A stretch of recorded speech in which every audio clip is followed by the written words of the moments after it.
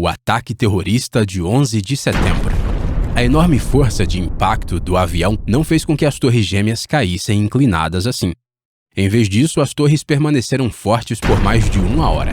Contudo, para surpresa do mundo, as torres desabaram como um castelo de cartas. Uma queda vertical. A principal razão para este estranho colapso foi o design estrutural da torre, o design do tubo perimetral. Os pisos de concreto do WTC são sustentados por essas treliças.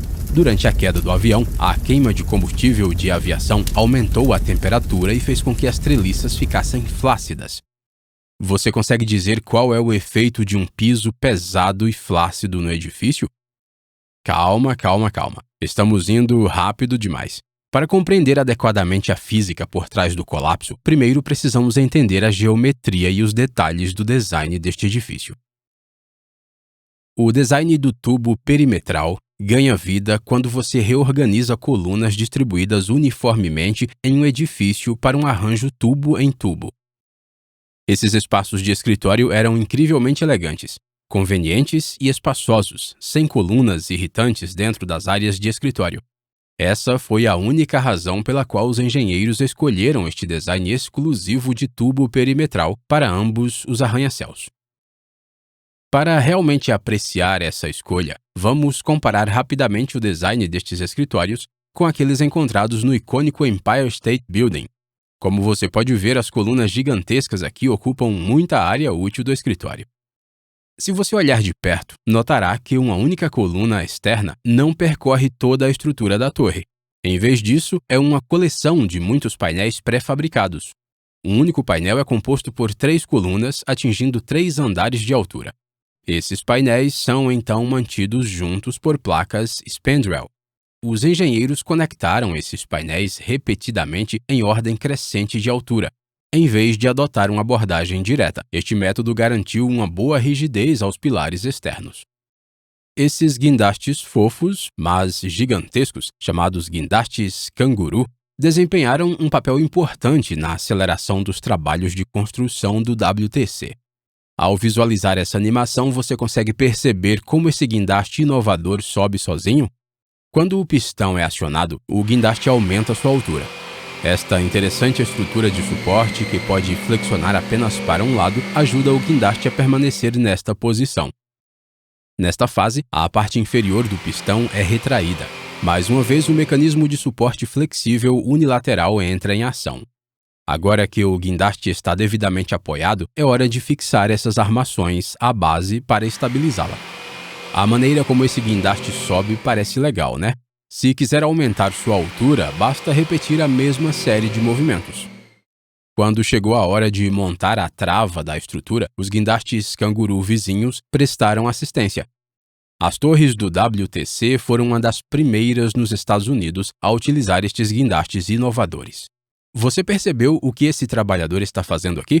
Essa técnica simples é de fato a razão pela qual as torres, depois de atingidas, resistiram durante mais de 1 hora antes de colapsarem.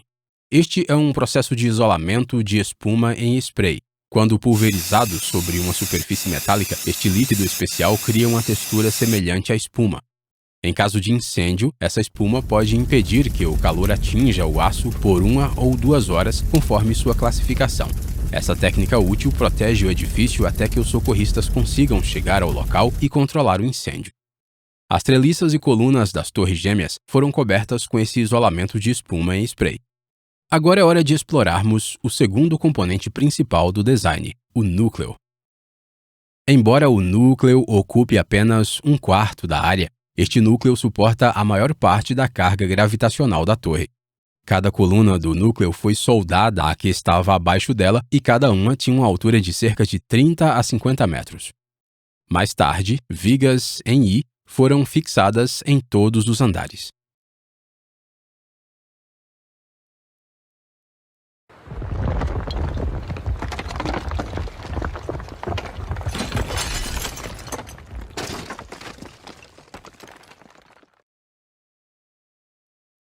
A conexão das colunas externas e do núcleo em um vão de 60 pés só foi possível por meio de um arranjo de treliça, pois as vigas teriam cedido.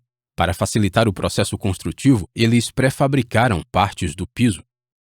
Eles então bateram em algumas das treliças e as prenderam colocando uma peça de aço sobre elas. As treliças estão conectadas às colunas de uma forma bastante singular. Estas ligações em treliça foram possíveis através destes minúsculos e cruciais assentos de aço, os principais culpados do colapso e menos mencionados nos relatórios oferecidos pelo governo. Vamos dar uma olhada mais de perto. A corda superior da treliça repousa sobre esta peça de aço em forma de L inverso. Este assento é então soldado à placa spandrel por meio dessas pequenas placas distanciadoras. Tenha em mente esses detalhes de conexão, pois eles desempenharão um papel crucial durante o colapso das torres, como aprenderemos mais tarde. Curiosamente, as juntas da treliça foram feitas para sair da placa de aço, para que posteriormente, na concretagem, os vergalhões tornem a conexão ao sistema metálico mais resistente. Observe que neste projeto de piso, a treliça de aço fica exposta. Com o concreto moldado no local, o piso das torres gêmeas está pronto para que os luxuosos espaços de escritórios abertos se esgotem como bolos quentinhos. No topo de cada torre havia um quarto elemento estrutural importante, a treliça isostática. Esta enorme estrutura de treliça serviu de ponte entre o núcleo e as colunas externas. A treliça isostática também fornecia suporte para uma antena no topo da torre. Agora que cobrimos toda a estrutura das torres do WTC, vamos entrar na física por trás de seu intrigante colapso no estilo de castelo de cartas. Quando o avião sequestrado colidiu com a Torre Norte, rompeu o labirinto de colunas perimetrais de 6 a 8 andares. Esta falha também danificou cerca de 60% das colunas principais. Os elevadores e escadas também foram danificados, prendendo cerca de 1.600 pessoas acima da torre. Este acerto impactante dos aviões Boeing poderia ter levado a um colapso de torre como este, mas não o fez, graças à forte fundação deste edifício e também devido a milhares destes minúsculos amortecedores viscoelásticos no edifício. Esses amortecedores à base de borracha absorveram alguma força de impacto. Inclusive, esses amortecedores proporcionaram às torres uma flexibilidade incrível, de modo que, em um dia de vento, elas podiam balançar até 30 centímetros. Além disso, as torres permaneceram fortes durante mais de 1 hora após o impacto, mesmo depois de um buraco gigante ter sido deixado nas suas paredes de colunas. Isso foi possível porque as colunas restantes, tanto as colunas perimetrais quanto as centrais, fizeram um ótimo trabalho ao carregar o peso do edifício acima da área do acidente. Portanto, se as colunas restantes fizeram um trabalho tão bom, você pode estar curioso para saber o que exatamente levou ao colapso da torre. O catalisador do colapso foi o enorme aumento da temperatura após o acidente. Uma grande quantidade de combustível de avião queimou vigorosamente naqueles 6 a 8 andares, causando um aumento na temperatura. Se as treliças não tivessem o revestimento térmico protetor que discutimos anteriormente no vídeo, a torre provavelmente teria desabado em apenas 10 a 15 minutos. Contudo, graças ao spray de isolamento térmico, isso demorou mais de 1 hora. A queima de combustível fez com que o calor atingisse impressionantes 1000 graus Celsius. Embora o aço não derreta a 1000 graus Celsius, ele certamente amolece e faria com que a treliça cedesse, conforme mostrado. Você pode imaginar qual seria o efeito de um piso de concreto flácido nos tubos perimetrais? Tenho 2 designs de piso na minha frente. O primeiro está com um piso reto e o segundo está com um piso flácido. Quando aplico uma força no primeiro design no piso reto, na verdade é uma carga de gravidade, não há problema para as paredes. Elas estão firmes, né? Mas se aplicarmos a mesma força no segundo design, no projeto do piso flácido, você poderá ver que as paredes ficam amassadas para dentro. Isso é um desvio enorme. A mesma coisa aconteceu no design do perímetro do WTC e esse amassado é muito claro em alguns dos vídeos do colapso. Isso significa que o peso do piso de concreto flácido amassaria as colunas perimetrais internas. Lembre-se, os tubos perimetrais também ficam enfraquecidos devido ao aumento da temperatura. Agora vamos ver qual é o efeito de um amassado em um design de tubo perimetral. Esta lata simples é equivalente a um design de tubo perimetral. Surpreendentemente, uma lata tão pequena é capaz de suportar um peso de 3 UPS grandes. Mas se você adicionar um pequeno amassado na lata, ela simplesmente... Se você verificar os detalhes, minha nossa, foi um colapso vertical perfeito. Você pode ver isso. A mesma coisa aconteceu no design do perímetro do WTC.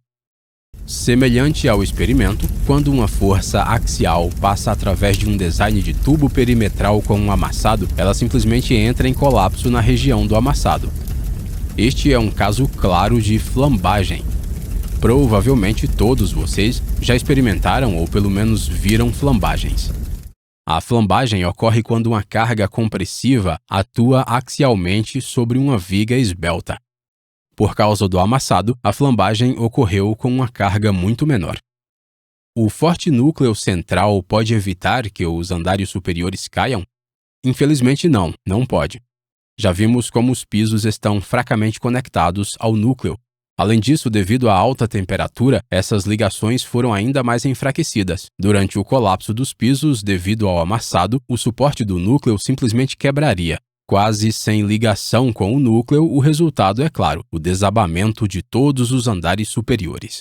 A massa dos 15 andares superiores era equivalente à do Titanic, chegando a impressionantes 38 mil toneladas. Além disso, a treliça isostática e o Boeing também caíam. A súbita força de impacto desse enorme peso sobre o chão logo abaixo destruiu os andares inferiores. Os tubos perimetrais também dobraram quase imediatamente, uma vez que a força de impacto era enorme e de natureza compressiva. Isso causou uma infeliz reação em cadeia e, um por um, os pisos continuaram desabando. O peso também continuou aumentando à medida que o prédio desabou. Ao ver as imagens da tragédia, você certamente deve ter visto a destruição das colunas perimetrais durante o colapso. Isso foi devido à flambagem. A Torre Norte caiu em 13 segundos e a Torre Sul demorou apenas 11 segundos. Você sabia que esse cenário exato foi testado antes da construção das torres? No teste de colisão de avião, este design de torre funcionou bem. Contudo, os engenheiros não consideraram duas condições. Uma foi o incêndio causado pelos galões de combustível de avião e a segunda foi o tamanho do avião. No momento do teste, o maior avião considerado pelos engenheiros foi o Boeing 707, que tinha metade do tamanho daquele que realmente atingiu. A torre do One World Trade Center, erguida na posição honrosa dos gêmeos, consiste em medidas para melhorar as estratégias de resgate e o design térmico do edifício. No centro do One World, os engenheiros construíram uma espessa parede de concreto armado ao redor das escadas de saída. Esta espessa parede de concreto atua como o núcleo do edifício. Por razões óbvias, eles abandonaram o projeto do núcleo de aço. Durante um acidente de avião, o núcleo de concreto permanecerá forte. Em relação aos pisos, desta vez não expuseram nada da estrutura metálica, optando por cobri-la totalmente com concreto. Isso evita qualquer possibilidade de flacidez da estrutura de aço do piso devido ao aumento da temperatura. O governo também incorporou muitos novos regulamentos para a segurança de edifícios. Com estas novas medidas de segurança em vigor, o novo One World Trade Center é o edifício mais alto do hemisfério ocidental. Agora que você entende bem a física do colapso, aqui está uma pergunta interessante para você. Depois de ser atingida, a Torre Norte permaneceu firme por 1 hora e 42 minutos antes de desabar. Contudo, a Torre Sul desabou em apenas 56 minutos. Qual poderia ser o motivo dessa diferença de tempo? O motivo é o peso dos andares acima da região do acidente. A queda da Torre Sul aconteceu 14 andares abaixo da Torre Norte. Isso significa que a Torre Sul teve que suportar uma carga muito maior durante o tempo de queima de combustível. Isso obviamente levaria a uma flambagem fácil. Esta é a razão pela qual, mesmo que a Torre Norte tenha sido atingida primeiro, ela desabou em segundo lugar. Geralmente, durante um acidente de incêndio, as escadas desempenham um papel importante na evacuação dos ocupantes. Contudo, neste caso, as escadas só poderiam salvar algumas pessoas. Isso ocorreu principalmente porque a maioria das escadas ficou obstruída por restos de gesso. Além disso, todas as escadas estavam localizadas na área central. Segundo os relatos, a escada A da Torre Sul era a única utilizável. Muitas pessoas compararam a queda do Empire State Building em 1945 com o ataque de 11 de setembro. O Empire State sobreviveu, mas o WTC não. A realidade é que estes dois acontecimentos são simplesmente incomparáveis quando se considera o tamanho do avião envolvido no acidente. O avião envolvido no acidente do Empire State Building era um pequeno avião bombardeiro, enquanto o WTC foi atingido por um gigantesco avião de passageiros. O cuidado que os engenheiros tiveram durante a construção da fundação das Torres Gêmeas foi incrível. Você pode ver uma estranha parede de concreto dentro do solo e ao redor do prédio. Isso é conhecido como parede de lama, e sua principal função é evitar a intrusão de água do vizinho rio Hudson. Veja como eles reforçaram as paredes de concreto com cabos de amarração. Os engenheiros conseguiram localizar uma rocha sólida a uma profundidade de 7 andares. A fundação de concreto deste edifício progrediu a partir daí. Os engenheiros chamaram essa nova tecnologia de base de banheira. Curiosamente, a fundação da banheira também acomodava 2 túneis.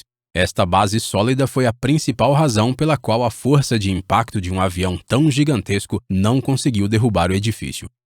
As Torres Gêmeas poderiam não ter desabado se os terroristas tivessem atingido o prédio, digamos, 5 andares acima do local real do ataque.